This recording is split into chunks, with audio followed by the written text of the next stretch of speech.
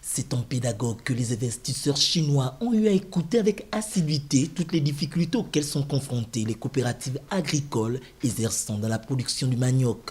Il en ressort pour ces dernières que non seulement les rendements sont faibles à cause de la culture artisanale de cet aliment très prisé des populations, mais aussi les marges bénéficiaires avoisinent à peine les 20%. Comme nous travaillons de manière artisanale, un hectare produit 10 à 15 tonnes.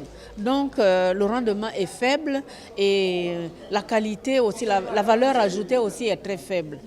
Et en travaillant avec eux, avec les meilleures semences qui vont nous apporter, avec l'accompagnement technique et tout, nous espérons avoir une grande productivité. Les investisseurs chinois envisagent donc comme point essentiel la formation des agriculteurs dans le maraîchage du manioc, l'optimisation pour l'agriculture intensive moderne et l'implantation dans chaque province des unités de production de manioc pour pouvoir atteindre l'objectif visé qui est de produire environ 300 000 tonnes de manioc chaque année. Ils vont nous accompagner, c'est un partenariat que nous allons signer avec eux. Ils vont nous accompagner dans la formation, dans la production, dans la transformation. Et je crois que c'est un grand projet où ils vont avoir une académie, comme ils ont dit. Dans cette académie, il y aura plusieurs